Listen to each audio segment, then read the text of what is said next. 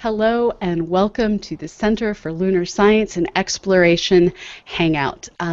Once a month we come online and invite some of the myriad of different scientists who are working to study asteroids, lunar surfaces, and basically explore a lot of the smaller bodies in the inner solar system to join us online and tell them a little bit about their research. Now, quite often we're dealing with very senior people who have helped define modern space exploration. But today we're going in a slightly different direction, and we're looking to the next generation of space explorers and engineers and scientists and seeing, well, just what does our future have in store for us. My name is Dr. Pamela Gay, and I will be your host along with Andy Shaner, who's coming to us from the Lunar and Planetary Institute. As always, if you have any questions, feel free to ask them using the Q&A app. Wherever you're watching this online, you should see a little yellow box. Go ahead, click on that, ask your question, and I will relay them to our guests.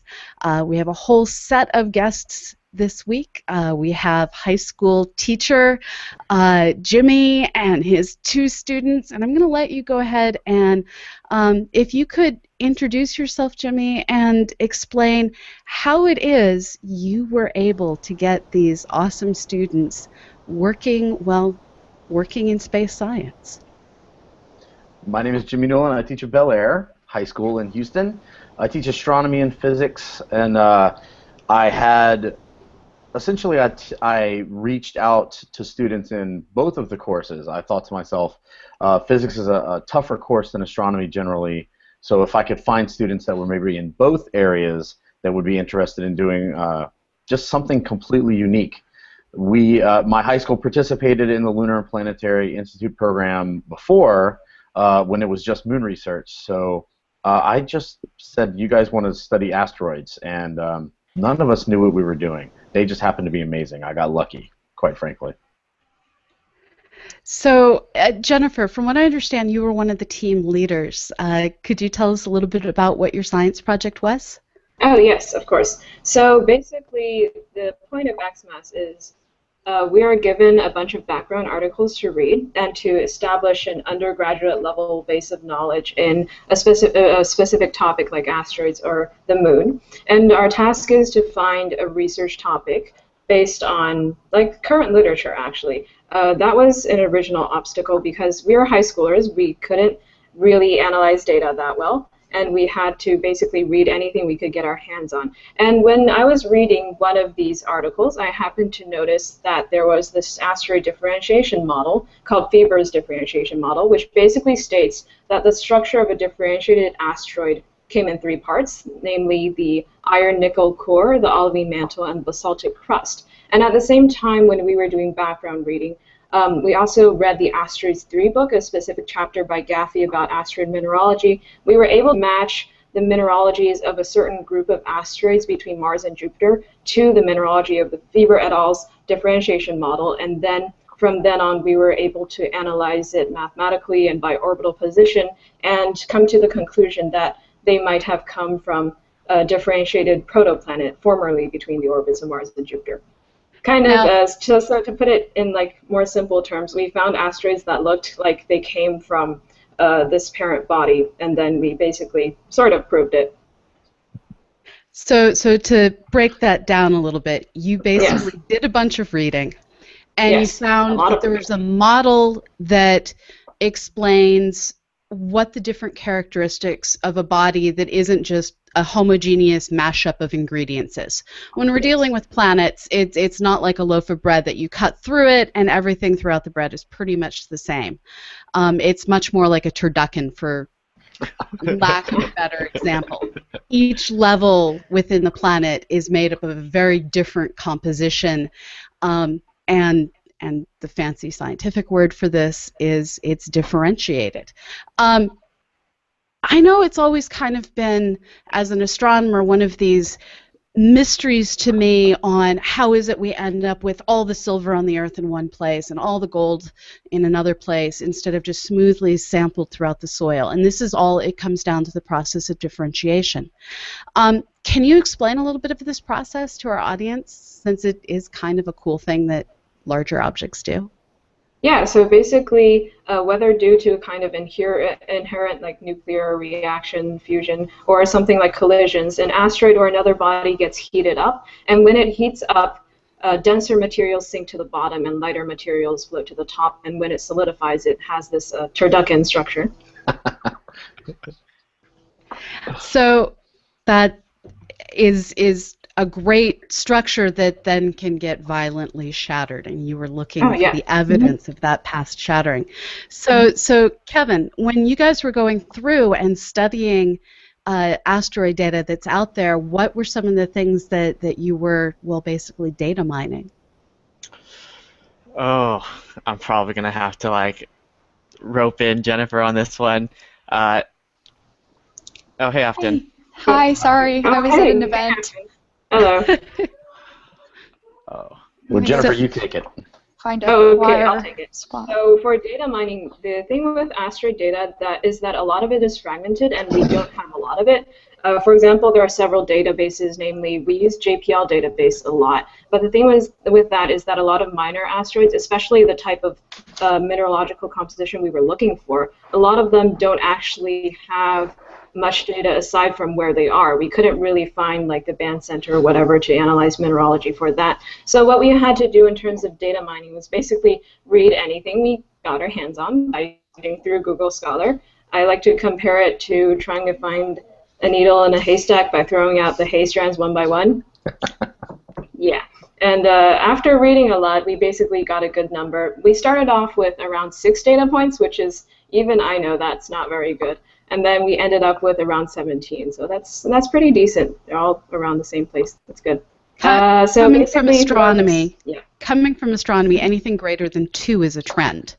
So it's an awful big sky. There's not a lot of data out there. Finding 17 data points is kind of amazing. And to help our audience understand how hard this is, in order to understand the mineralogy of something, ideally you want to go grab a chunk of it and stick it into a mass spectrometer. And failing that, you want to be able to, if it's a star or something else, shine light through it, which stars conveniently generate in their core and emanate outwards, and look at the absorption and emission lines in the spectra. These are the fingerprints of the different atoms that make up our sun and all the other stars. But when you're looking at a hunk of rock, well, rocks are fairly opaque, and the best you can do is look at reflected sunlight. And we know that some rocks reflect light in one way, some rocks reflect light in another way, but this is a very imprecise science that you guys were taking on basically in your spare time as high schoolers. So we have a new person joining us. Ashton, can you introduce yourself? Afton, I'm sorry. Hi, sorry, I'm in college, so I had an event and I got distracted.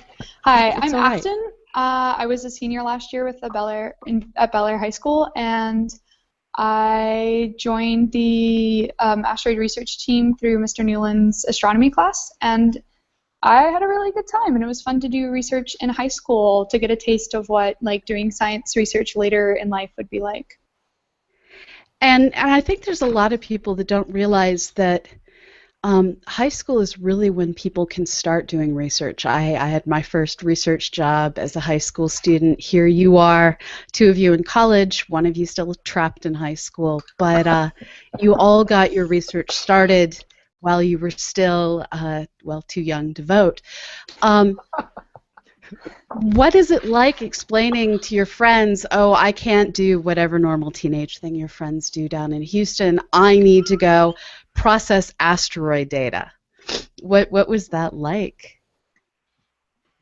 The response that we get is jaw-dropping. They're usually like, wait, what did you just say? But it's really cool. Like, it's a little hard to read some of these papers just because a lot of the terminology just gets thrown at us, and you just read a paragraph and you're like, I understood like 10 of those words. And they were all conjunctions. Yeah, sometimes we did stuff during class too, and that made it easier when we were finishing up the project because we were doing things like during school, but I don't know. I didn't do things after class. I had homework to do, so. Yeah, at the same time, we were all like AP students, and so we were already like normal teenager things. I didn't do them. We're not sure what that is. So while we were juggling other classes, we were also doing this on the side, and this was a really nice like thing to do after school. Sometimes it had conflicts with swimming. Like I would have to try to explain to my coach that, oh, I can't swim right now. I promise I'm not trying to skip on practice, but I gotta go do a thing. I would just use the word NASA and try to convince other people, oh, we have a NASA thing, let the students do this. Most of the time, I would ask them to give up time after school. We did a lot of after-school meetings.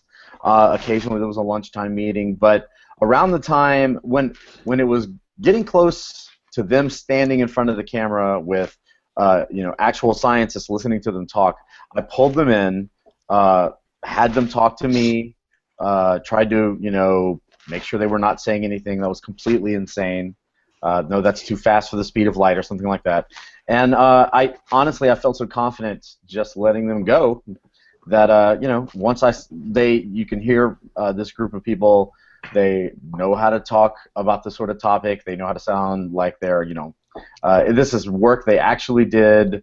Quite a few times I would have to say, now where did you get that? Because I don't remember learning that. I have a physics degree, not a geology degree, and even though I could handle most of the questions they would bring me from the papers, one of the most important things you can see when you do research like this is, man, papers can be really hard to read.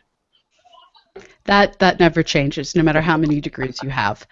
It's just which papers are the challenging papers that changes. Now, Jimmy, this isn't the kind of thing that every high school teacher gets their students involved in. There are a few awesome exceptions out there. You're one of them. How was it that you first found out that, hey, I can get my kids working on NASA science? Well, that would be the Lunar and Planetary Institute. I am in Houston. I went to a training at LPI.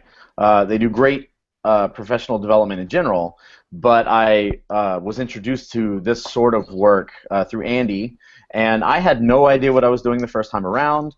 I just threw the students into it, and I learned a lot of lunar science. The first project I did was a lunar science project, and a lot of it was just trial and error.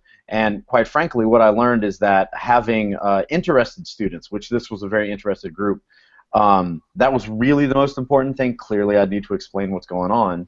But I try to, as many times as I can, share with other astronomy teachers and physics teachers. There are lots of programs out there like this. I've come across others besides the LPI program. I certainly promote the LPI program.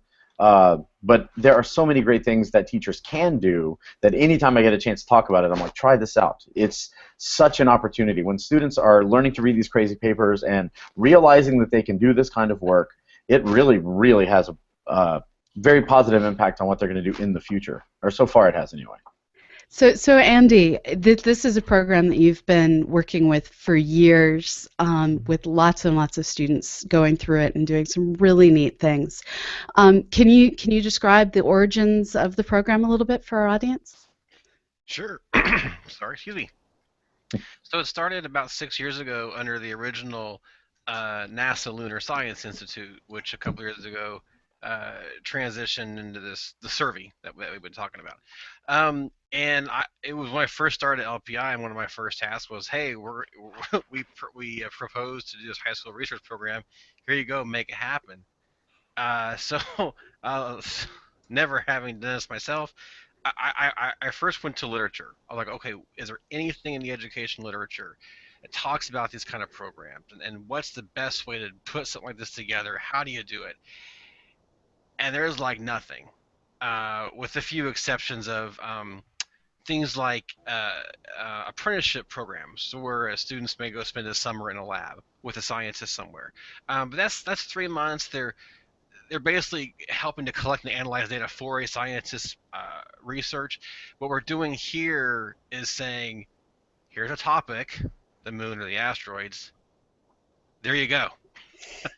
Uh, and like Kevin talked about though, or I think Jennifer mentioned, there's the Moon 101, the Asteroid 101, which gives them this real basic foundation to spring from, and then we give them an advisor, a scientist advisor, professional advisor to work alongside with them, but they're really there to help them not make sure they don't go down a rabbit hole they can't get out of.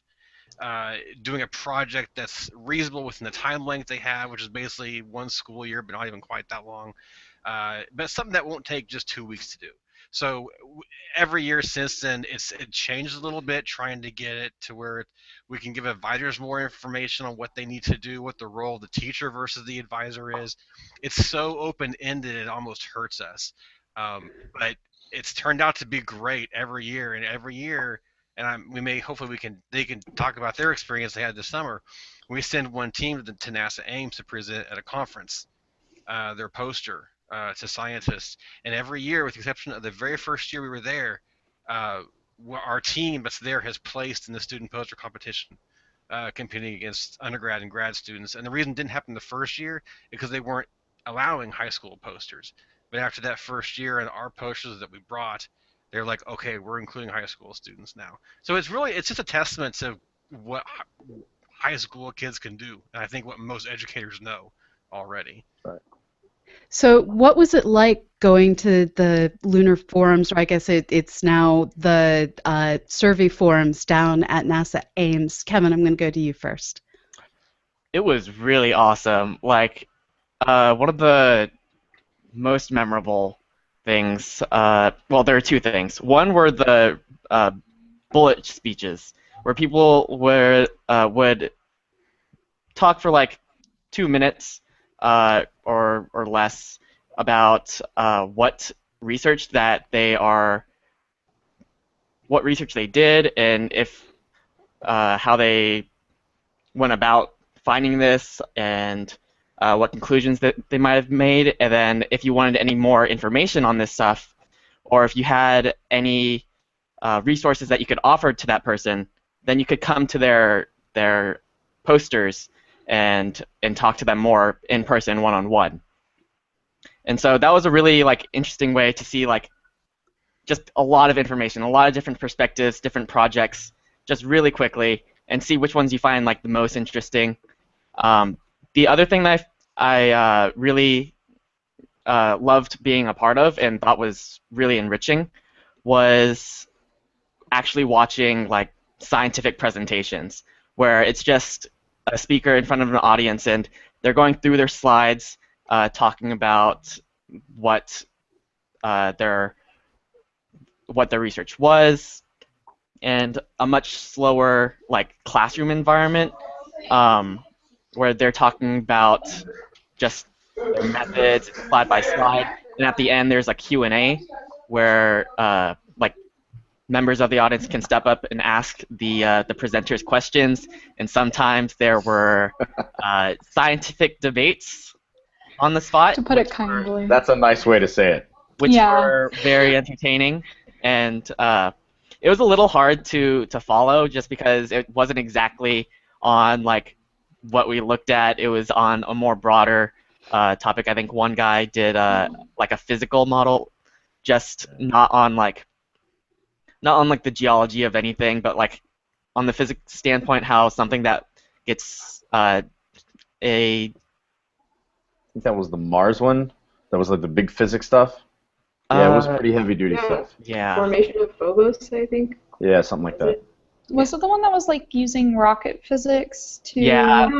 That one was really cool though. Yeah. But I did not get a lot of it. No. But I have to help me explain what it was exactly. Yeah. I want to say something actually. Watching, Okay. so the students were sitting in front of me during these. So these were moderated talks, and I've seen a lot of talks before, but these were scientists talking to scientists. They were sometimes pitching their position, in almost a political way. And so I have my team in front of me, and I'm thinking, man, this must be so boring.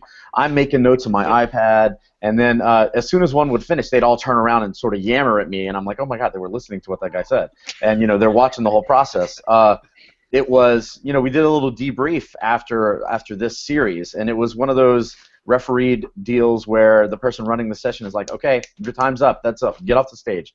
And you know, we're just going through them all, and talk about drinking from a fire hose. I felt like it was a lot for me, and this group of high school students was there just very, not only were they being polite, which is, I was just, don't fall asleep, you know, they were there listening to the whole thing, and even though they may have been afraid to go to the microphone, I feel like they probably could ask some pretty insightful questions. And yeah, there were definitely some, I've seen a lot of scientific talks, but I've never really seen this kind of like scientists talking to each other in this environment, and they were very comfortable confronting the speaker about the validity of their research. It was great. So Afton, you reacted when Kevin mentioned that there was a bit of debate. We'll use the polite word debate going on. What was that like for you to see scientists, well, in their native environment? Well, my dad's a research clinician, but he focuses more on, like, he's a doctor, sort of. He focuses more on, like, blood research. So I had experienced before that scientists aren't always as staid as maybe popular culture would make them out to be, because he published a paper a couple years ago that talked about calibration with like mass spectrometers or something, and a whole bunch of people in France got really angry at him. But it was still really interesting to go to this forum and see people who, you know, were talked about as being very respected people in their field, and they were really respected, but they also were very sure of their knowledge in this field, and so they would get up and they would be like, interesting talk, but have you considered? And it sort of felt like code words for, you know, polite way of saying, I don't think you're right at all, and I would like to fight you on this, but I'm an adult and in public. I think you're very wrong. So have you considered this alternative way of thinking that is exactly opposite of yours? So that was entertaining. So Jennifer, you're in the process of getting ready to apply for universities, and I'm not going to ask you how that's going, because I know there's certain questions you don't ask. You don't ask high schoolers how applying for college goes. You don't ask undergrads how applying for grad school goes, and you never ask a dissertation student how their dissertation's going. Thank you. I appreciate that. So has going through this research experience changed how you're looking at making your choices and the majors that you're considering? Yeah, I'd say definitely, yeah. So the thing is, with a family that is rather strict, like immigrant family and whatever, it's the outlook on college is that you're going to follow the set path. It's not necessarily like the stereotypical doctor lawyer thing, but your goal when you go to college is to get a good major that will give you a solid foundation for life and earn you a lot of money, and then go on and just achieve a set of life milestones. But doing this research, it's made me realize that basically going to college can be a very, very wonderful place, a very wonderful opportunity to explore, actually. I've never done research before. I've never known I wanted to do research before. And now I might consider sailing. I don't know. The thing is, being exposed to the scientific method and the way that people actually do research and the way that we kind of build on our pursuit of like this truth, if you want to make it sound fancy, it is very, very inspiring, and it's something I would like to pursue in the future. So that's definitely affected my college choices. I don't know if it's affected if I'll get in or not, but hopefully, yeah. Yes. Well, I'm sure we'll all be here rooting for you wherever it is that you choose to want to go to, and whatever major it is. One more thing, actually. Yeah. So the thing doing this research, it's very different from the rest of high school work. It's really is, you know, when you're doing good work, and you know when you're not doing good work. No one's grading you. No one's looking at, oh, if you don't go to this college, it's not going to be good enough or whatever. I know that whatever college I go to, I will be able to excel at what I want to do. And that is the most important thing I have learned from this research. And I really would like to thank all of you for this opportunity. Yes. Okay. I'm done. That's beautifully well said. And I look forward to running into you at conferences well into the future. You remind me of a student I met at the Lunar and Planetary Sciences Conference back in 2003. She was a high school student presenting her research, just like you guys did, and she went on to become one of the people that helped drive the Mars rovers. So hopefully I'll continue to see you through all of these upcoming, well, decades, because careers last a long time. Now, Afton, you're at the University of Texas, so is Kevin. Kevin's at the University of Texas. I'm at the College of Worcester. I'm so sorry, I screwed that up. So you're outside of Boston then. Yes, that Worcester? No, I'm going to shut up now. No, where are you? That's Worcester, Massachusetts. I'm in Ohio. Worcester, Ohio. It's a very small town. Unless you've heard of the College of Worcester, you probably haven't heard of Worcester, Massachusetts. And one of our members on the team lives in Boston now, so it's an understandable confusion, I guess. Okay. But yeah, I'm in Ohio, about an hour south of Cleveland. So sorry, I did confuse you with the student who was outside of Boston. So what are you majoring in? We don't technically declare our majors till like sophomore year, I think, but I'm interested in doing math and like a life sciences major, like biochem or biology or something, if I can swing all the classes I need, because I know I really want to do something in the sciences, and sort of biochem calls to me, but the life sciences majors didn't have enough math in them for me, so I wanted to add some more in there if I could. That sounds absolutely awesome. And what about you, Kevin? And you are at the University of Texas, Austin. Indeed, I am. I am in majoring in electrical and computer engineering. And one thing that I kind of wanted to mention is right now I'm taking an undergraduate studies class, which is it's kind of like an elective. And in this class, we are pretty much making up our own research question and looking at that. It wasn't it was Andy talked a little earlier about, oh, this is such a broad question, how are we going to narrow it down? We didn't even really have anything to narrow down. We were just like, you have to find a question, just observe your surroundings, and go. And so, all of the students were just like, what are we going to do? But yeah, I'm jumping back to the major. I'm studying electrical and computer engineering, and that's been going pretty well. Right now I just have my 2 introduction courses, but I don't know what I was going to say. It's all good. Scrambled. So you all are going to have bright futures ahead of you, I'm sure. And Jimmy, with you and future students to come, how is watching these students grow up? What have you learned that's your new advice for upcoming generations? So this group of students is the latest group that I've had do this research, but the feedback that I'm hearing from this team, being able to say, we tackled the problem.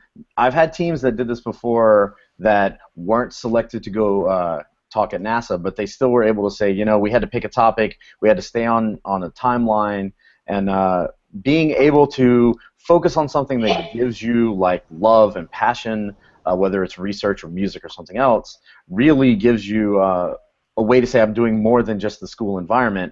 And anytime I can do that in my classroom, I'm really excited to do it. As a matter of fact, where the current group of XMath students are on their Asteroid 101 project right now, and I'm trying to convince them, hey, this is really worth your time. Stay on this, read these papers. I keep bringing up the papers. It's like a thing. I just want to point that out. But I'm able to say, look, here are some of these people that you can look at and say, was this really worth what we're doing? And Jennifer's actually been an advisor to this group so far and is there to say, I know this seems like a slog, but do these things, because it really is something you will not get a chance to do maybe in your other classes or in the regular school environment. So I say anytime you can find something, STEM or not, that gives you passion, and try to tie it to your schooling if you can, because that's where you're going to be able to excel.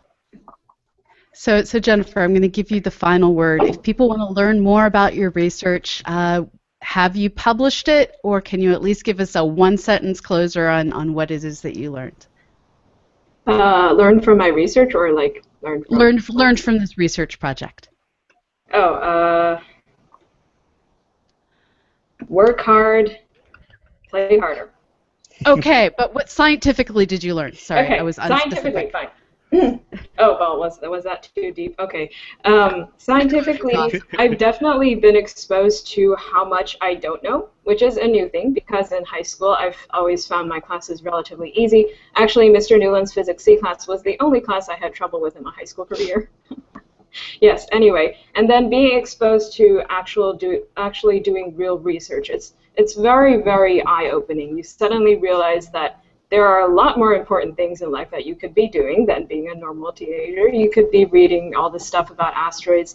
And then what I felt most was that my own knowledge base was not enough.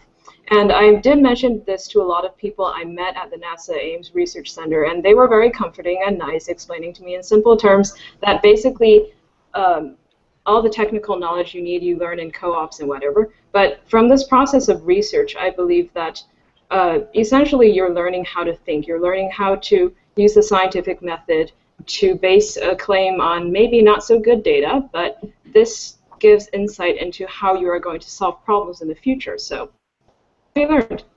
And are your results getting published anywhere? Oh, as for published, I'm not sure actually. Are they published in the conference or? Andy, we're going to pass that to you. Yeah.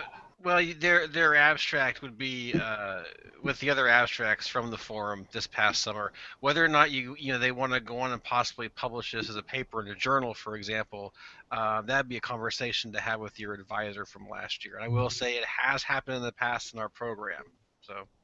So that all sounds great. It's been a pleasure having all of you on. We are out of time. This went remarkably fast. Andy, what are we looking forward to next month? So next month, on November 3rd, our guest will be Dr. Bill Farrell from NASA Goddard. He's the principal investigator for the DREAM 2 team, which is another survey team based there at Goddard. And they're looking at like electrical conductivity kinds of things. And he gave a really cool talk at the survey forum this summer. He was talking about how like on Earth, you can ground things electrically to the ground, and you can't do that on the moon. And how astronauts will charge up on one side of their body depending on which side's facing the sun. It just has these huge implications for exploration that we didn't know, during Apollo. So he'll be on talking about his team, and hopefully we can address some of those specific ideas. And how to zot yourself on the moon, it sounds like. So this has been wonderful for all of you out there watching. Thank you so much for tuning in. Please go to our YouTube channel and subscribe so that you can get every episode. And the moon is out there just waiting to be explored. You can help us map it out at cosmoquest.org, and there are a ton of fabulous resources for learning about the moon at the Lunar and Planetary Institute website. So thank you for joining us, and I'll see you next month when Andy and I return with the Dream 2 team. So thank you. Good morning, good evening, good afternoon, wherever you may be in the world. Bye-bye.